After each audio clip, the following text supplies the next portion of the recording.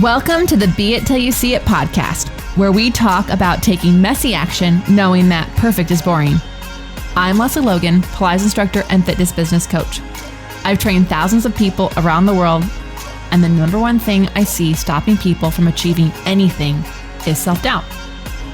My friends, action brings clarity, and it's the antidote to fear.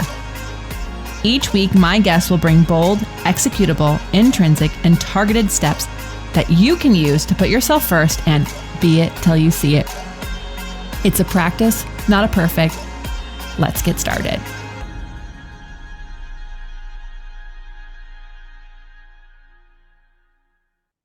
Hello. Hi. How are you? Happy birthday to me. It's not actually my actual birthday today, but it is my birthday month, and I am 100% one of those people who celebrates it. No, I don't care if you think that's a terrible idea. If you think, oh my God, you're so indulgent. Yes, I am. and I think that's okay. And if you hate that, that's also okay.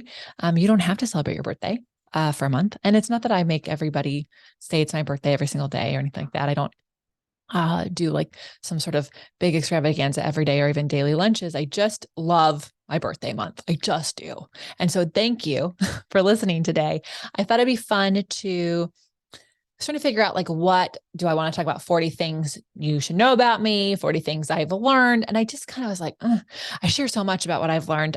I wanted to break it up a little bit. Also, because in case you're new to the show and you don't want to go all the way back to the beginning, which you can, I'm doing that with another podcast I'm listening to. You can maybe get a little gist of like who I am, what I'm about, and maybe if you've known me for a long time, you might not have heard these things, or maybe you've always wondered. So what we're going to do today for this solo episode of somehow getting 40 things in about myself without it being like all about me. Because I definitely want you to take something out of this. That's what the point of this podcast is. I want you to be able to be it till you see it and act as if you are the person you want to be today instead of waiting for that to happen. So I'm hopeful that these things I share with you can give you either permission to feel the way you feel, permission to be who you want to be, permission to dream, permission to want, and, have a good time doing it. So I'm going to do 10 things I have learned. And I don't know that this is like the top 10. It's just the 10 that I think about a lot, and I reflect on a lot.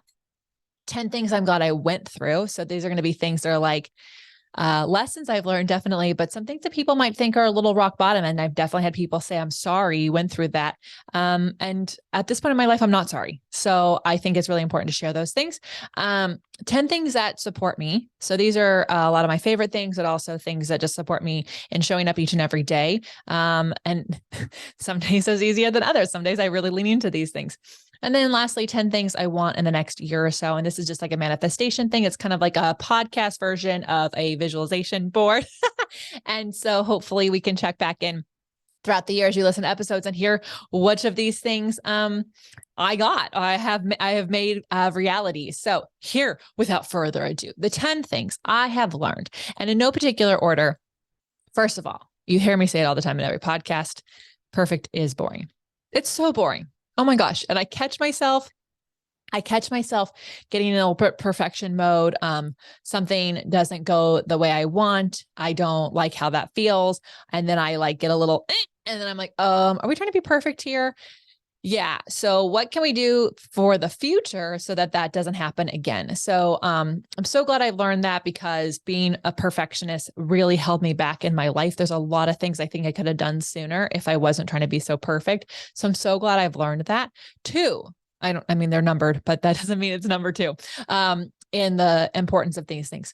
Bad things are happening for you. Oh yeah. When we get to the next section, you'll hear more of that, because I know you can think, Lesley, like, easy for you to say you're not going through what I'm going through. You're correct. I am not. But I also think that we forget that the things that we're going through help us learn a lesson, gain a muscle or a skill set that we're going to need for the future. The future you, the person that you're wanting to be in this planet, has to have experience in things, not just so you can be empathetic, not just so that you can have those, what comes with that lifestyle or that job or that dream or that relationship or that friendship. But also, like, to be that person, you have to have gone through things. I think about this I heard this story when I was in the 5th or 6th grade, and I've never forgotten it. And this little kid, he had this like magic string. And whenever he like got a little bit bored or something bad was going on, he would pull on the string, and he'd pull on the string, and it would fast forward his life. And he'd be an older version of himself. And then he'd play around at that age, and then he'd pull the string and he'd be an older version of himself. And he just kept pulling the string whenever things weren't going the way he wanted. And then before he knew it, he pulled on the string and he was at the end of his life. And so I say that story because I think we want to avoid the bad things, but they are really the things that have happened. They are happening for you. When you're in it, look, you're in a bad car accident. Someone died. So there's tragic shit that happens. I am not downplaying that in any case or any way. I can only say, feel your feelings, make sure you get support, make sure you get therapy around it, time away from your life to actually handle that and deal with that. And don't bury and go, oh, it's going to be happening for me. No, but like actually go through it and go all the way through it. And then I promise you, in a year, 10 years, you'll look back and go, wow. I mean, there are some things that happened in 2020. I was like, fuck, like we just canceled our entire income for the whole year. And I know that happened for a lot of people, and it sucks. And you know what? 2 weeks in, I was already seeing a glimmer of light because I refused to feel like this was happening to me. And I was like, it's gotta be happening for me. This must be setting me up for something. And so I'm going really long on that, but I just really hope that you can just keep that in your mind's eye when you start to go, why is this happening to me? I think that you should go, stop, pause. How is this happening for me? And maybe you don't have an answer that day. Maybe you don't have an answer that week, but maybe in a month or a year, you'll be like, that's how. Okay. 3, when you have to redo something, the second version is the best version. And when was the one that was supposed to be born.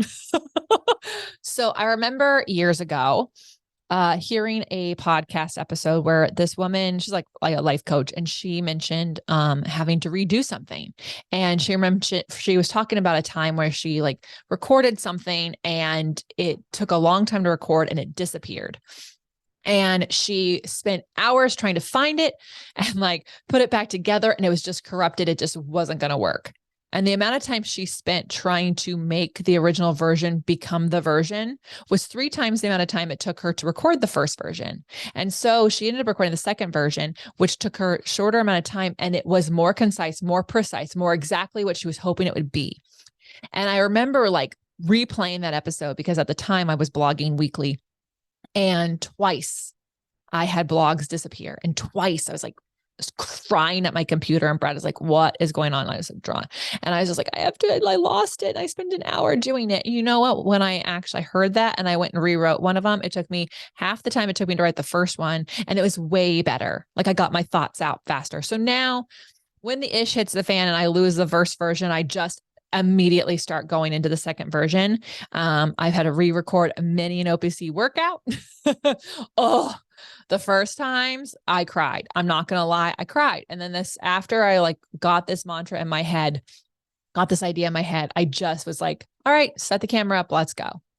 And no, I wasn't happy. No, I wasn't like jumping for joy. Yes, I get to redo this. But by not fighting, having to redo something, A, I wasted less time, and B, that version ended up getting out there and I got so much feedback. So that was positive. So always know if you have to redo something, try to let just try to let yourself get into the space to redo it without fighting it and being frustrated. Like I just wasted all that time.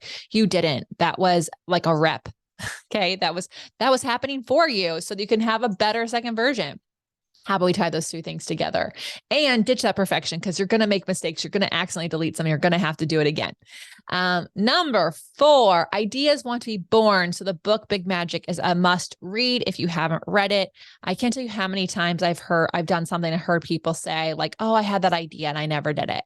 And same, like not that I'm the only person who acts on ideas. I have also seen people do something like, oh, I was going to do that.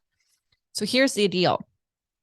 Ideas are like little seeds of energy, and they go out and they plant themselves in someone. And if you keep that, like pushing it back and not acting on it, it's going to go to someone else.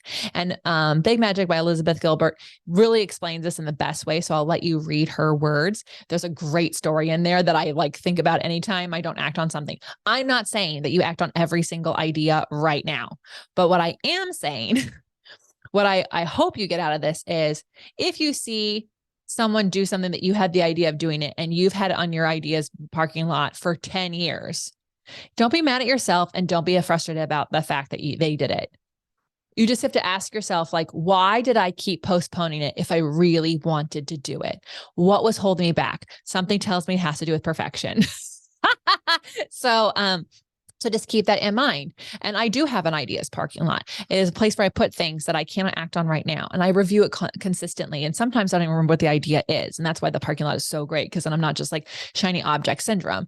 And sometimes I'm like, okay, I'm going to fight to make this happen because it's been on here too long and I don't want someone else to birth it. I want to be it. So that's a great thing I've learned. Okay. Number 5, we have more time than we think. Oh, I've talked to you about the big leap. There's a whole thing about Einstein time and Newton time. And just have to tell you, like, it's kind of amazing how much time we actually have when we stop fighting how much time we think we don't have. So please give yourself permission to take time. And when you find yourself saying, I don't have any time, I'm too busy, I don't have any time, I want you to, first of all, make sure that you are giving yourself time. And then see how, when you give yourself time, AKA prioritizing yourself first, you have more energy to do things. Second, I actually want you to look at the things that drain your energy, because they take too much time. Anytime you're doing anything that is not a strength of yours, it's going to take you way too much time. Trust me, me trying to log in and change things on a website or a Canva thing, like, nothing is worse for me. So while I can do it, it does not bring me joy. And so it takes me more time than someone else doing it. So give yourself permission to believe that you have more time we think, because I have learned that and it has been amazing. Number 6, ask for help. Holy freaking moly. You have more time than you think.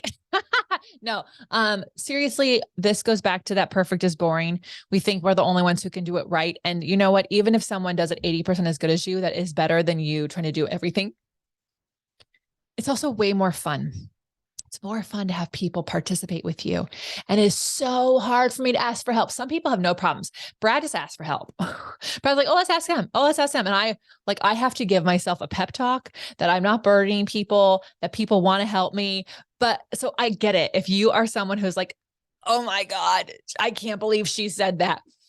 I have learned that the more I ask for help, the more fun things are, the better things become, and the more impact I can make, and the more I can be until I see it today.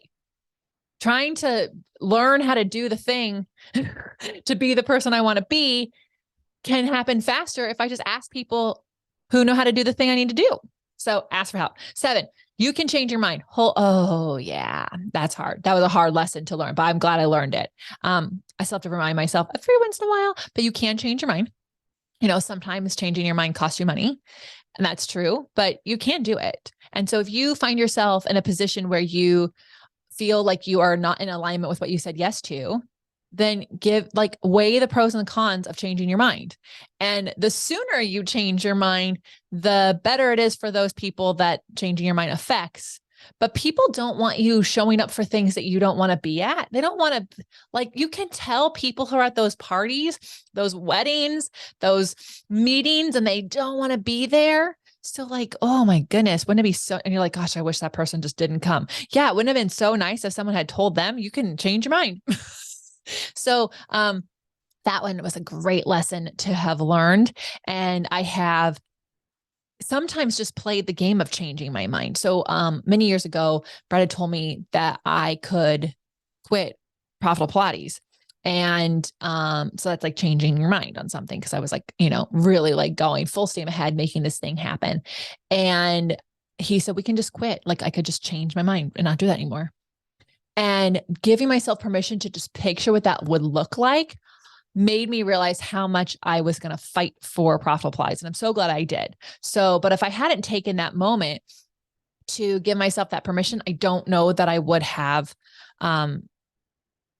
grown it to what it is. I think I probably would just been like, melancholy moving it along.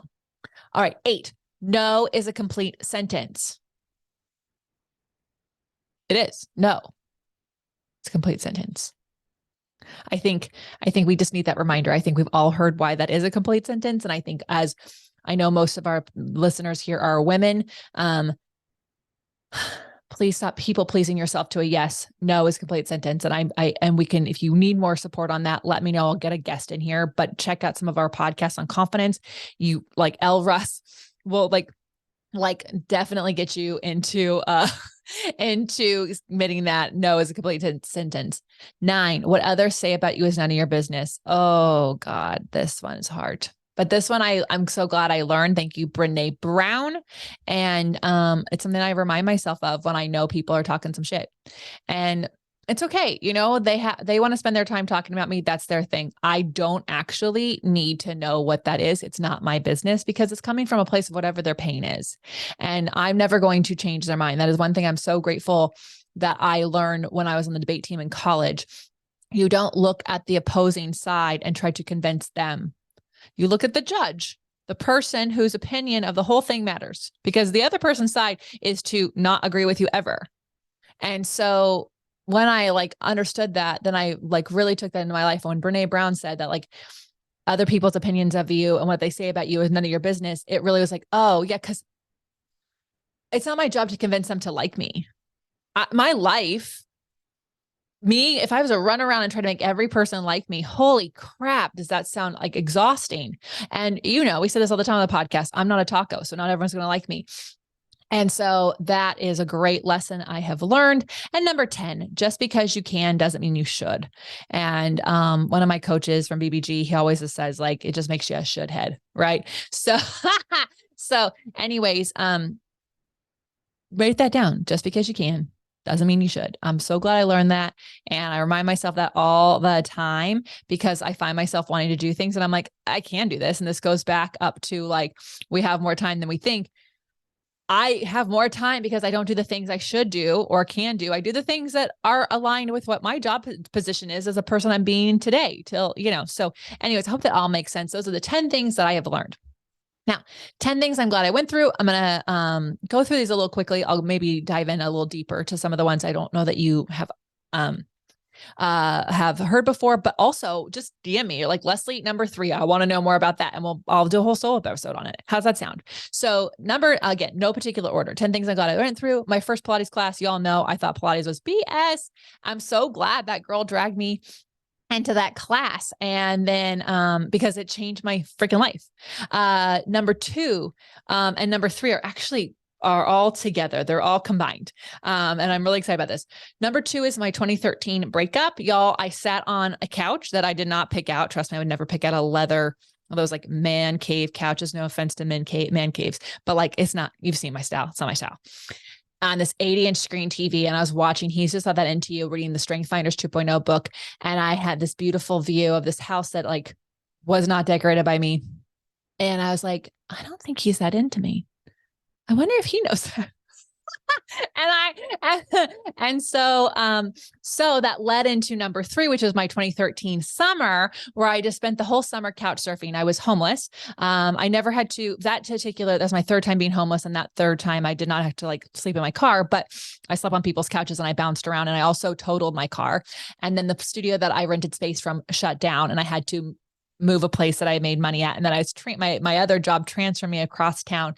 And so that whole summer was just like Saturn return, just removing everything from me. And also so many amazing things came out of that. I spent the summer with a friend, the only friend I had, who I just met.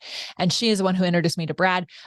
She also got me out into my own city, even though I've been living there for almost 7 years. So I could see the place, and it really helped me truly get to know myself in ways that I never thought was possible. I also wrote a dating blog that year with my friend Claire. She's been on the show. So that, oh my gosh, those 2 things were the freaking best things to go through. Not easy. Trust me, scary as fuck. I didn't really know what I was doing. I was like, okay, here we go. Jesus, take the wheel. And then I drove straight into another car, but that's another story. And, And it really, every time something bad happened, I was just like, okay, what else do you want to take? Take it all now. Cause I don't want to pack it if it's not come with me. Number 4, being asked to quit. So, this is a really cool thing that happened to me. It was really uncomfortable. I'm still friends with this person. She was my mentor for a time, and basically I was asked to quit, and I was like, oh, thank you for doing the thing that I couldn't do for myself.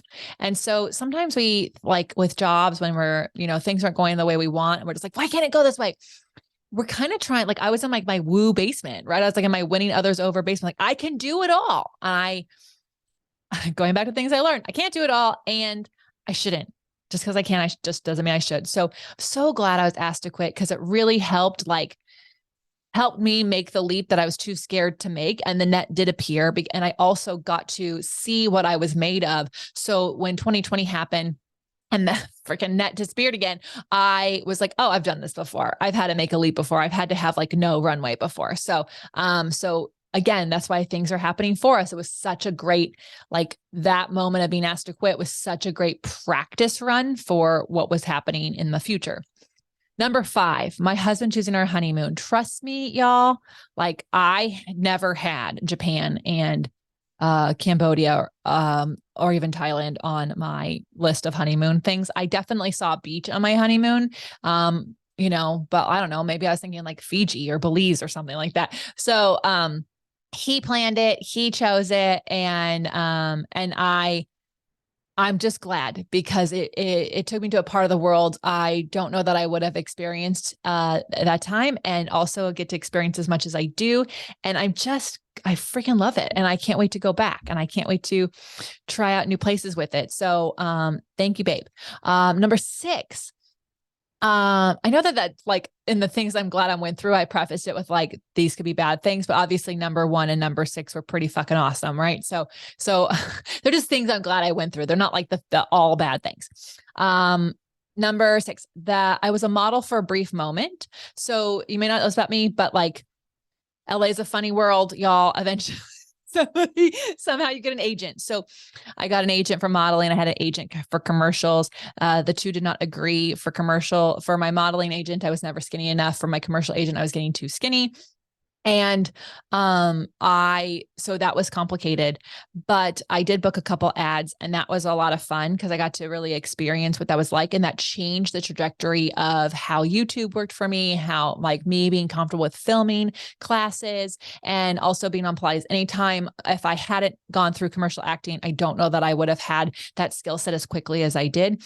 So if you are someone who is wanting to get better at looking at a dot on the camera, like I'm doing right now, if you're watching this on YouTube, commercial acting classes can be really, really great. Go out to LA, sign up for one, and have a good time. I'm sure they have them other places, but that one was a really great thing.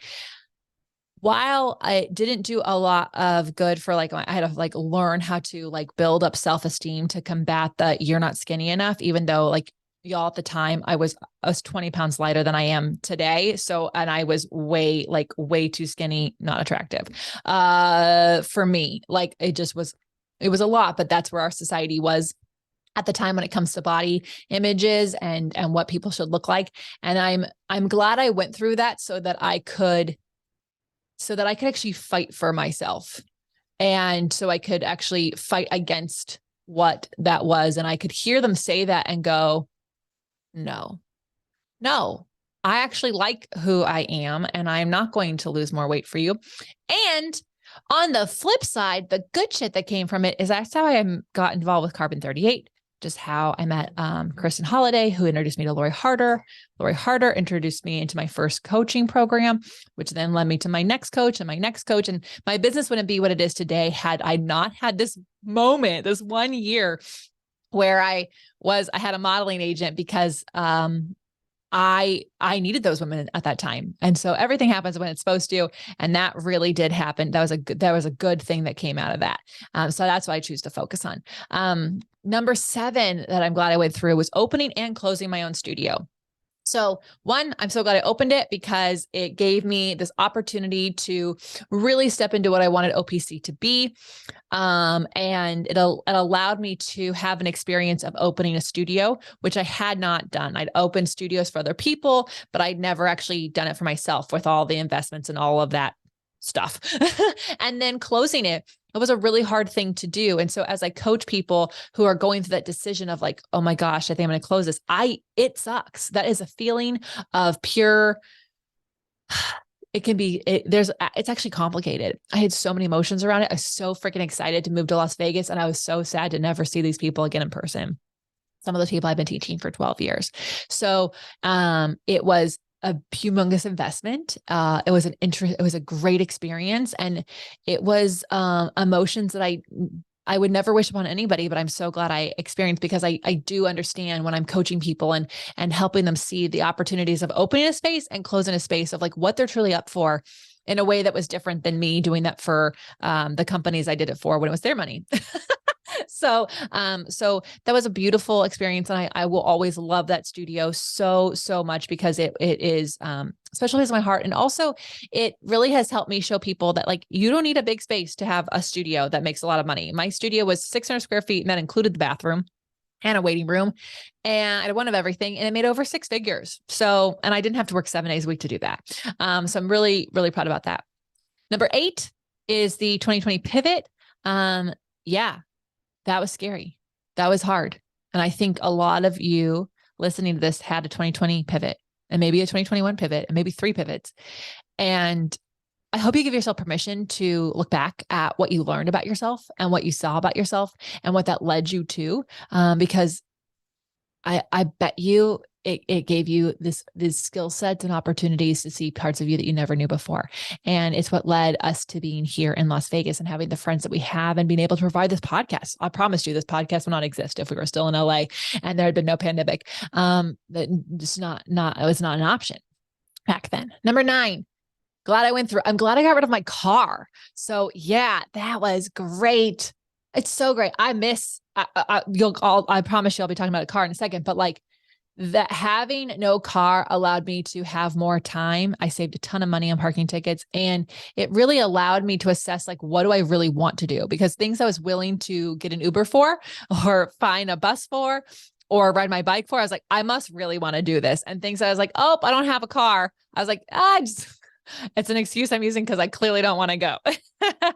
So, y'all, if you can, take a moment to not have a car for a while, give it a try. I know my New Yorkers are like, we do this all the time, but like truly, like get rid of that mode of transportation that is convenient, to see what you're willing to fight for, what you miss, even for a couple of weeks. Just like, don't let yourself make someone borrow the car, or like Turo that car. I think it's called Turo, where you like rent the car out for a bit, just to see what you're using that car for and if it's a distraction for you.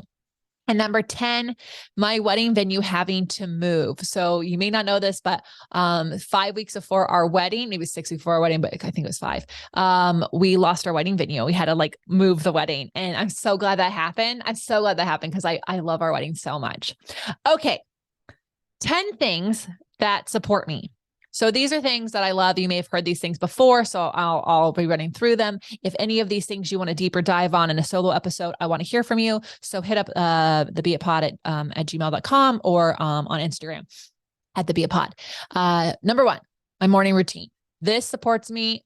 Oh my gosh, if anyone interrupts my morning routine, even if it's the condensed version of my morning routine, it really changes my day. I have to actually rely on more reinforcements to support me. So my morning routine is a non-negotiable. Even if I'm on the road for tours, I have a version of my morning routine that I do so that I can support myself on that drive, and my mind doesn't wander into all these negative things that could be going on. Number 2, my schedule. I live and die by this thing. My assistant is also there to help protect it. But I have a free webinar on how I create my schedule so that you can use that. And I really do change it almost at least every 6 months, but sometimes quarterly, so that it's supporting me. And I say that like it is a living, breathing existence of a being, because as I change, as I be it till I see it more and more, my schedule has to support that. And your schedule, it will reflect who you are and what you do and what's your priorities, period, end of story. So my schedule has to prioritize who I want to be in this planet now. So the future me now, so that I can be that person. If my schedule doesn't allow for me to be the person I want to be in the future now, it's not going to like magically happen. Okay. So your schedule has to reflect the person you want to be today.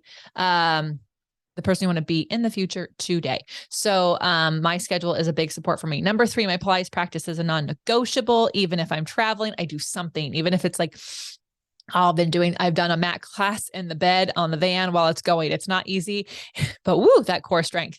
My red light, my Sauna Space red light, you've heard it. We have an affiliate link for you. So make sure you use it, but grab that baby, set it up. Oh, I do it. It's so, so good. There's a lot of information about what it can do for you. It is a mood booster for me, for sure. It also just makes me sit down for a moment and like take a beat, which leads me into number 5, which is my PEMF mat. I love this thing. I find this goes back to like learning that I have more time than we think. I was like, when am I going to have time to go on this every single day? Let me just tell you, you will make time for the things that you want to do. And I pull that baby out. And I get on it at least 5 days a week when I'm at home for 20 to 45 minutes, even, because I just love, I love just laying still for just a moment. You'd be surprised, like the ideas that come to you. And so it supports me and all the things that I want to bring for you and support you with. Okay. Number 6, my lashes, my facials, my hair person, and my trainers. So those are my Pilates teachers. So like my support team, in case you didn't know, I was not blessed with these lashes. I will be honest with you about that. I have very short, very blonde lashes, and I really don't like to do my own makeup, that much. So I make sure that my hair is up to date all the time. And so are my lashes. So all I can do is put on some moisturizer and some lipstick. But my facialist, you heard her on here. She's Megan Lenny from the Layer Lounge. I can go there at least once a month and really have that moment in time where someone can take care of me. This is the point of having a team, everyone. It's not even about the lashes. It's about the hour that I lay there and someone takes care of me. So for you, it might be like a chef, or it might be a pedicure, or it might be a manicure, or it might be a massage. Like who is your team that supports you and pours back into you? And then my trainer, I get to work out with her, with my husband and my father and a bunch of amazing people. And those things help because I don't have to pick my own workouts. Someone's doing it for me so that I can do what I do best, which is help people with their workouts. Number 7, my besties. Oh my gosh. If I name anybody, I'm afraid I'm going to forget them. Whenever I watch those award shows, I'm like, oh my God, don't forget your wife. Don't forget your wife. Don't forget your husband. So I'm just going to say my besties, ladies, you know who you are on this planet. And, I just absolutely love and adore, that we can support each other from afar. We also make so much time for each other, at least a trip to see each other in person. We make excuses to work together in a different city just so we can like hang out. So thank you, ladies, for being you and for just being incredible women who inspire the fuck out of me. Number 8, my husband, honestly, super amazing person who really does everything, every single day to support me and my ideas and, bringing the things that we want to bring to you each and every day. So thank you, Love Bug. I don't even call him Love Bug. I just call him Babe. But thanks, babe. Number 9, sleep. That's the thing that supports me like freaking crazy. And I'm a cranky bitch if I don't get my sleep the way I want it. Like if my Aura ring I don't even look at the score because I'm afraid it's going to tell me that I'm having a bad day, but I know if I get my sleep interrupted, it's not gonna be a good day. So my alarm clock, which is this amazing sunrise, sunset alarm clock, is key for helping me go to sleep and wake up. And finally, number 10 is breath work. Breath work truly helps support me when I'm feeling anxious, when I'm feeling like I don't know where I'm going next. I can do it for a minute. I can do it for 10 minutes. I just love it so much. All right. So now we're on the final 10. So this is that manifestation thing. I hope you do this for yourself every single year. What are the things you want? It is okay to want things in this world. In fact, you need to know what you want so that you can celebrate when you get it. And you're not like, oh, here's another thing, right? Like just like hoarding. So 10 things I want in the next year or so. a G-Wagon. It's happening, guys. I already picked the color. I want this China blue color. It's kind of a tealy blue. It's like Barbie blue, really, is what I would call it. I freaking love it. I'm already picturing myself drive it. I know I said I'm grateful I don't have a car, but I promise you, like, I'll be going places, that thing. Number 2, by the time you hear this, I may have gotten it for Christmas. So who knows, but I'm going to have an espresso machine because I've just been really wanting lattes every day and not my coffee. And I'm trying to make my coffee a latte and it just saddens me sometimes. And so is to be a barista. So I'm so excited to go back to that skill set and make myself a lovely latte every single day. Number 3, another girls' weekend. I'm already in the planning of this. I'm trying to make these things happen multiple times a year. So going back to my besties who support me, a girls' weekend is truly a massive support for me. I just getting out of the routine and hanging out with women who are like just truly inspirations in who they are and what they do. Cannot wait for that. Number 4, I want to host more retreats again in real life. So obviously, I'm doing a Cambodia retreat, but I do have another business idea retreat. I have the Elevate alumni retreat I want to do. And then I want to do a retreat in a different place for those of you who have been on my Cambodia retreat to come to.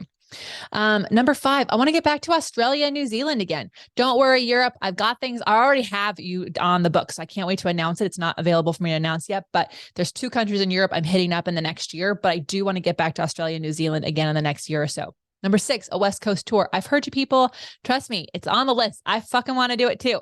But, I have to make it happen. I want to go down to Arizona, through San Diego, up the California coast into Oregon and, Seattle and then Vancouver. So I want to do the whole thing. So I want it. It's just I'm letting you know I want it, and it's going to happen. Number 7, a tiny house in the back. I want to actually move the guest bedroom into the Pilates studio that we have right now, make the guest room that I'm in my full-time office and not like part-time office, part-time guest bedroom.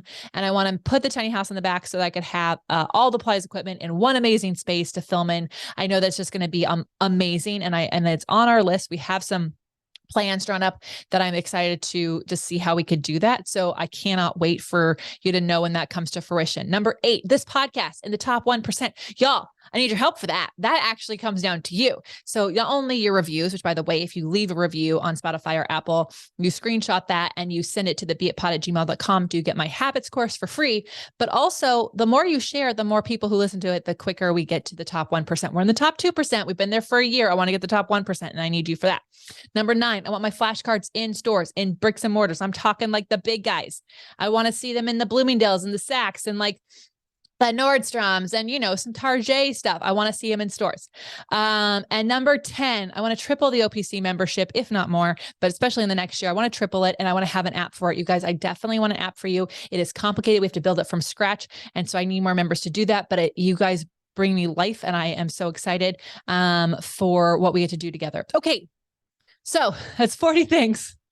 I hope that this was fun. I hope that maybe gave you some ideas for what you can want in this world, or some things that could support you, or some things that you can glean from, to learn from and use in your own life. And if you have questions about any of these things, feel free to let me know which section it was, which number it was. And I will make a whole solo episode on a deep dive on that. If you would like that, I truly will do that for you, because you are amazing people. And I could not do the show without you. And happy birthday to me, to my fellow Aquarians. And this might come out when the Caps are still around. So happy birthday, Caps, and happy unbirthday. And you know what? We all can play the Lizzo song. Today's your birthday, because it is your birthday. And I would do the little clap, clap, clap. It's a great song. Thank you. Thank you so much. And until next time, be it till you see it. That's all I got for this episode of the Be It Till You See It podcast. One thing that would help both myself and future listeners is for you to rate the show and leave a review. And follow or subscribe for free wherever you listen to your podcast. Also, make sure to introduce yourself over at the Be It Pod on Instagram. I would love to know more about you. Share this episode with whoever you think needs to hear it. Help us and others be it till you see it. Have an awesome day. Be It Till You See It is a production of As the Crows Fly Media. It's written, produced, filmed, and recorded by your host, Lesley Logan, and me, Brad Kroll. Our associate producer is Amanda Fraterelli. Kevin Perez at Desenio handles all of our audio editing. Our theme music is by Ali at Apex Production Music, and our branding by designer and artist Gianfranco Cioffi. Special thanks to our designer Jairo Mandal for creating all of our visuals, which you can't see because this is a podcast, and our digital producer Jay Perdoso for editing all the video each week so you can. And to Angelina Herrico for transcribing each of our episodes so you can find them on our website. And finally, to Meredith Crowell for keeping us all on point and on time.